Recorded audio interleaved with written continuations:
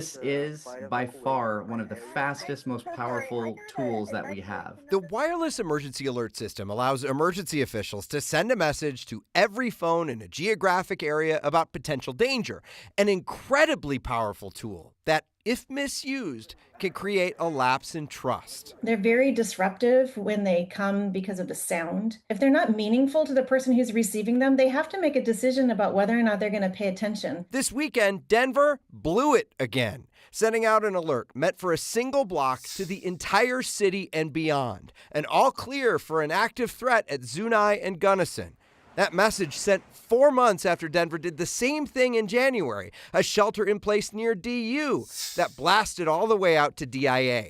Each time those alerts went citywide, they went far beyond that. Steve on your side heard from people in Castle Pines, Golden, Park County, Elbert County, who all got this weekend's message. If you receive messages that over and over again demonstrate to you that they're not meaningful and that they're just disruptive, then it is going to affect whether or not you're willing to keep those turned on. Jeanette Sutton is a social scientist who studies alerts. She says getting an alert for an area close to you is one thing. But if it's happening a county away and it's not even actionable, that does raise some questions about relevancy for people who are receiving those at any time of the day. When's the last time you heard a car alarm go off and you saw everybody run out to their car and check? Nobody does that anymore because they've had too many car alarms, they're desensitized, and that's what's happening to wireless emergency alerts. Eddie Bertola once ran emergency alerts in the state of California. He says Denver's problem may boil down to training. If it's a one-time mistake, it really could just be a mistake and somebody clicked a box and we can identify it,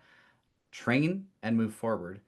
But if it's happening consistently, like what it appears to be, then it could be bigger than a training issue. It could be a policy issue. Both worry about the damage done by months of bad alerts as Colorado braces for a potentially dangerous summer. If you turn off your WIA because you are annoyed, disrupted, disturbed, it doesn't turn back on automatically. You have to go back in and choose to turn it on.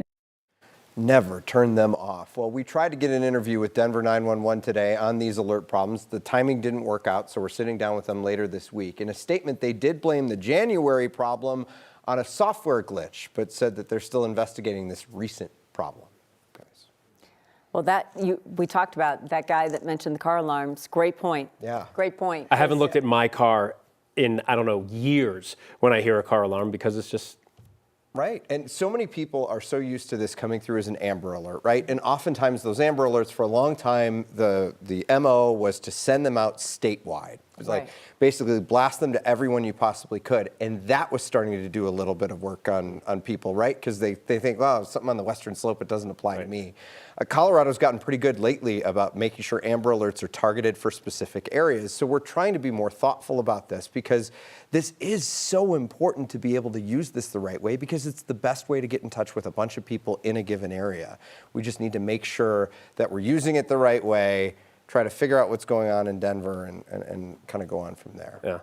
Yeah. This year with what we know is going to be a tough wildfire season, it's scary. Yeah, I mean, and I heard from a lot of people. I posted some videos about this week on social media, and I heard from a lot of people saying, like, see, this is the reason why I've turned these things off. Oh, no. And I made a video, and I said, please don't do that. And I understand it's stressful, and I understand when these things are, there's some people have PTSD when they hear that big alert tone, but it could save your life in a certain situation. So please have it on. Make sure your location services are on your phone because that can help it figure out where you are and make sure it's sending you the right alerts. But just especially with what we're about to see, and we all hope it's going to be fine. Yeah. But with what we could see this summer, it's so important to get as much information. It has saved lives. It will again. They just got to sort this out. Yeah. Okay, we'll look for that interview and see what happened. Thank you. Thanks, Steve.